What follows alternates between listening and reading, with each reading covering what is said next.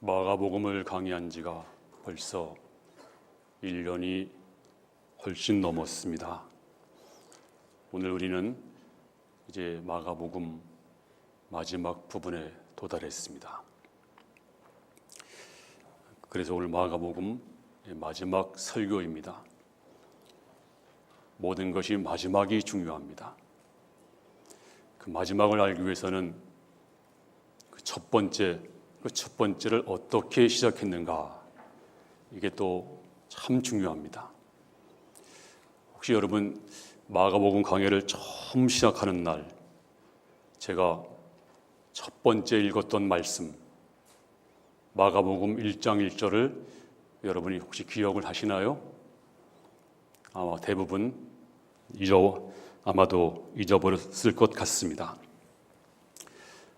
마가복음 1장 1절은 이렇게 시작했습니다. 하나님의 아들 예수 그리스도의 복음의 시작이라. 복음의 시작이다.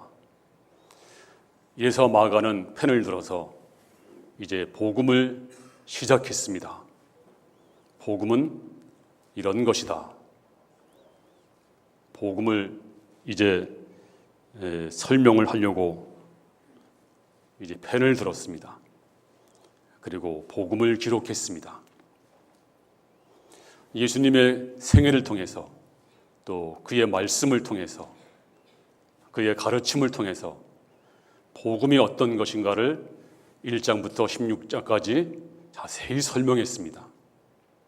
또 예수님도 누차 말씀했어요. 내가 이 땅에 온 것은, 지금 온 것은 십자가를 지고 죽기 위해서 왔다. 그리고 죽은 다음에 사흘 만에 부활할 것이다.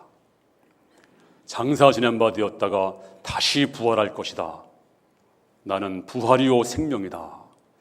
이렇게 말씀하시면서 부활을, 예수님의 복음을 전체를 통해서 말씀을 했습니다. 그리고 이제 마가복음 마지막 뚜껑을 덮으면서 뭐라고 말씀했을까요? 처음이 중요하고 마지막이 중요합니다. 오늘 본문 15절에 또 이르시되 너희는 온 천하에 다니며 만민에게 복음을 전파라. 복음으로 시작해서 복음으로 끝납니다.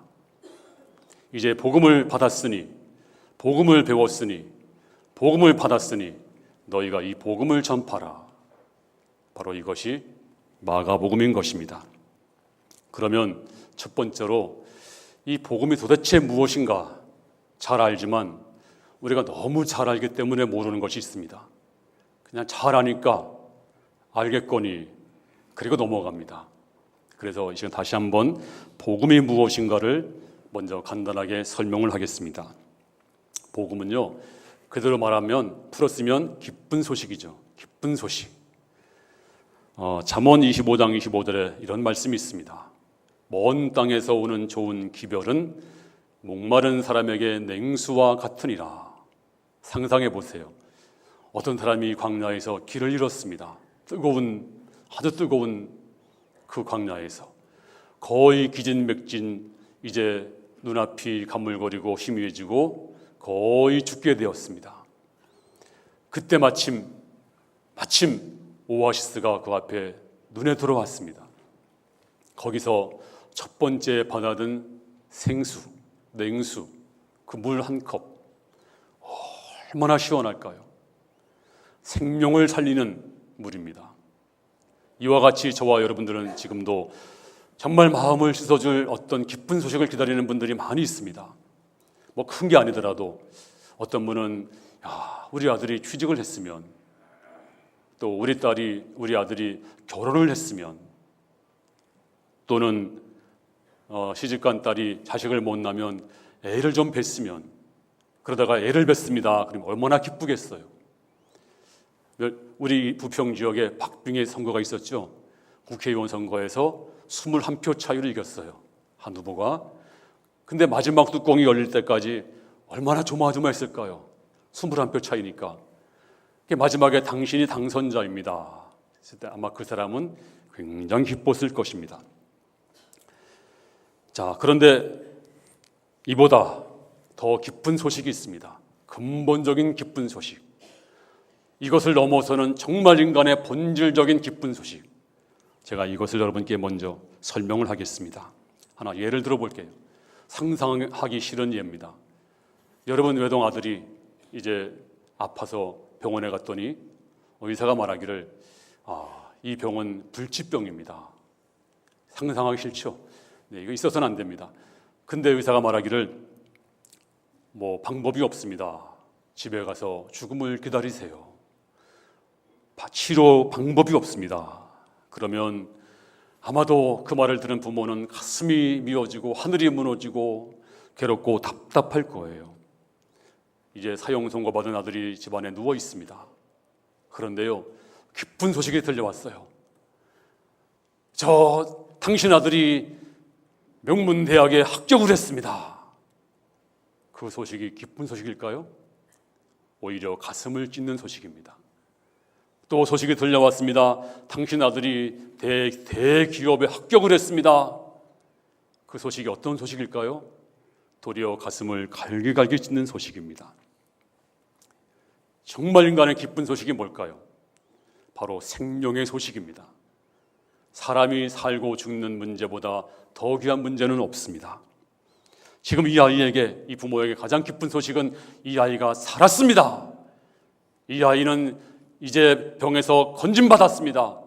이것보다 못 살더라도, 취직을 못하더라도, 뭔가 문제가 많더라도 생명이 살아나는 것, 이것보다 더 좋은 소식이 어디 있겠습니까? 가장 기쁜 소식은 생명이 사는 것입니다. 성경은 말하기를 한 번 죽는 것은 사람에게 정하신 것이요 후에는 심판이 있으리라. 저와 여러분들은 다 죽게 될 것입니다. 어떤 분은 병으로, 어떤 분은 사고로, 어떤 분은 자연사로 다 죽을 텐데 성경을 말하기를 심판이 있으리라, 형벌이 있으리라. 이게 인간의 운명의 코스입니다. 그런데 어떻게 살 수가 있을까요? 어떤 길이 있을까요? 바로 오늘 성경에서 복음이 있다. 우리 생명이 살 수 있는 길이 있다. 그래서 그것을 복음이라고 말합니다. 우리 생명이 살 수 있는 길. 그래서 마가복음 1장 1절은 하나님의 아들 예수 그리스도 복음의 시작이다. 그리고 복음을 설명했습니다. 예수님께서 내가 십자가를 지고 장사 지낸 바 되었다가 다시 사흘 만에 살 것이다. 내가 산 것처럼 너희도 살 것이다. 내가 부활의 첫 열매가 됨으로 말미암아서 내 안에 있는 자, 나와 함께한 자는 다시 부활할 것이다. 그래서 이것이 바로 복음입니다. 복음.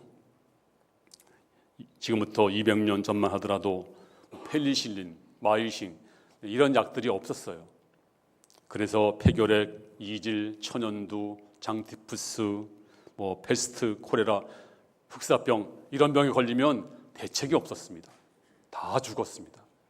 이런 병 걸리면 살 수 있는 길이 별로 없었어요. 그래서 전부 죽었어요. 거의 다. 그래서 인간의 평균 수명이 40세가 안 되고요. 제가 어릴 때도 한 12명을 낳으면 반은 다 죽었습니다. 그래서 어른들이 그러더라고요. 반타당만 해도 잘 된 거다. 저희 부모님이 제 형이 위로 둘이 죽어가지고 아예 저를 호독에 올리지 않았대요. 귀찮으니까. 계속 올렸다 내렸다 하기 귀찮으니까 살면 올리자. 그래서 제가 살아났어요. 그래서 호적을 늦게 올렸어요. 나이가 많이 줄었어요. 옛날에는 이것 때문에 부모님 원망을 많이 했습니다. 지금은 원망하지 않아요. 지금은 호적대로 살려고 그래요. 그런데 그래서 그때 평균 수명이 30세가 안 됐습니다. 그때는. 지금은요, 콜레라 걸렸다, 장티푸스 이질 걸렸다, 흑사병 걸렸다 걱정하지 않습니다. 왜 그럴까요? 네, 특효약이 있으니까, 치료약이 있으니까. 그 병에 걸려도 괜찮아요. 폐결핵에 걸려도 괜찮습니다. 약만 잘 먹으면 함께 살아도 문제가 없어요. 왜? 약이 있으니까요. 약. 그렇습니다. 우리가 왜 죽음을 두려워하지 않습니까? 바로 특효약 예수님이 계십니다. 할렐루야. 주님이 부활한 것처럼 저와 여러분도 다시 부활하는데 어떻게 부활합니까? 연약한 몸이 아니고 병든 몸이 아니고 약한 몸이 아니고 신령한 몸, 썩지 않을 몸, 죄가 다시 안 들어오는 몸, 영원한 몸으로 다시 부활할 것을 믿습니다. 주께서 말씀하시기를 요한복음 11장 25절에 나는 부활이요 생명이니 나를 믿는 자는 죽어도 살겠고 무릇 살아서 나를 믿는 자는 영원히 죽지 아니하리라. 할렐루야. 이것을 내가 믿느냐? 믿습니다. 이것이 바로 복음인 줄로 믿습니다. 그래서 주님께서 말씀하십니다. 오늘 마가복음을 뚜껑을 딱 덮으면서 이르시되 너희는 만천하 온 천하에 다니면서 만민에게 복음을 전파하라. 믿고 세례를 받는 사람은 구원을 얻을 것이요 믿지 않는 사람은 정죄를 받으리라. 믿는 사람은 구원을 받지만 안 믿는 사람은 정죄를 받으리라. 여러분 약 다 드셨어요. 특효약 예수님을. 근데 어떤 분은 여기 앉아서 약을 들고 있는데 이거 먹을까 말까 예배 시간마다 망설이다가 그냥 가시는 분이 있습니다. 안 먹으면 소용이 없습니다. 안 먹으면 오늘 16절에 있는 말씀처럼 믿지 않는 사람은 정죄를 받으리라. 정죄를 받으리라. 여러분이 아무리 돈이 많아도 아무리 지위가 높아도 이 복음을 안 받아들이면 이 약을 먹지 않으면 나와 아무 상관이 없습니다. 아무 상관이. 이게 바로 복음이에요. 이게 바로 복음이에요. 너무 쉽지 않아요? 그러면 오늘 이제 주께서 말씀하십니다. 너희 이제 복음을 알았느냐? 복음 받았느냐?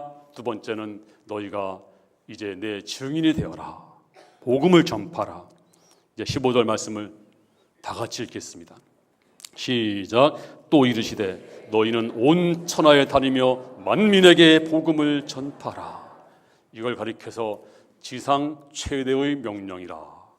지상 명령이 아니고요, 하나님의 명령, 하늘의 명령, 지상 최대의 명령. 예수님이 승천하기 전에, 하늘로 올라가기 전에 마지막으로 주신 말씀, 유언의 말씀. 이 유언의 말씀이 바로 지상 최대 명령입니다. 유언이 뭘까요? 저희 아버님이 돌아가시면서 저에게 유언을 했어요. 제구가 내가 죽거든 동생 셋을 책임을 져라. 어떻게 해요? 모르겠어. 하지만 네가 책임을 져. 그리고 돌아가셔가지고 항상 제 마음에 이게 걸려가지고 제가 동생 셋을 어린 나이지만 정말 매를 때려가면서 조금만 잘못되면 정말 잘 지도했어요. 신앙생활 잘하도록, 그리고 잘 살도록, 그리고 결혼까지 잘 시키는데 정말 최선을 다했는데 왠지 아세요? 저희 아버지가 유언을 했어요. 동생을 책임져라. 네가 책임져라. 우리 주님이 마지막 주신 명령이 뭘까요? 정말 마지막 주고 싶은 그 많은 말씀을 하시고 그 많은 사역을 다 하신 다음에 마지막 주신 말씀, 너희는 내 증인이 되어라. 온 천하 다니면서 만민에게 복음을 전파라. 이것이 바로 주님의 마지막 명령입니다. 여러분들이 이 땅을 살면서 할 일이 많잖아요.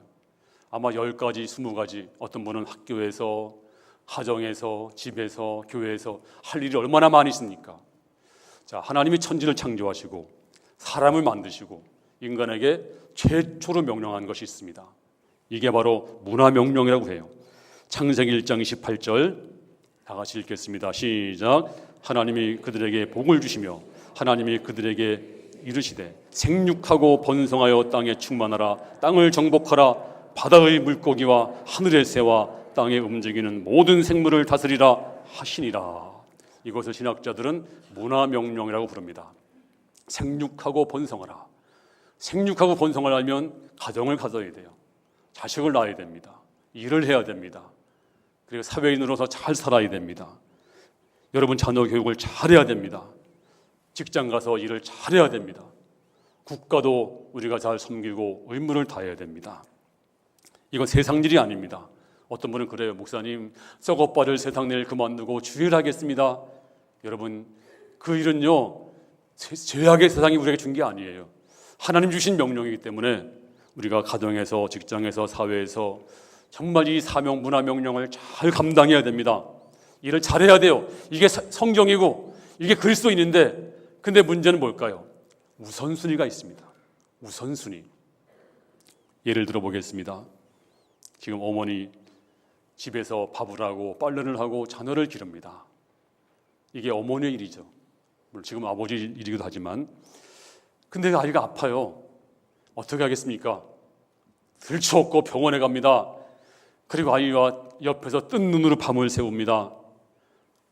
그런데 아버지가, 남편이 집에 들어와 보니까 빨래도 안 해놓고 밥도 안 해놓고, 왜 밥을 안 했어? 왜 빨래 안 했어? 집안이 이게 뭐야? 만약 이렇게 말하는 남편이 있다면 사람도 아니에요. 왜 그럴까요?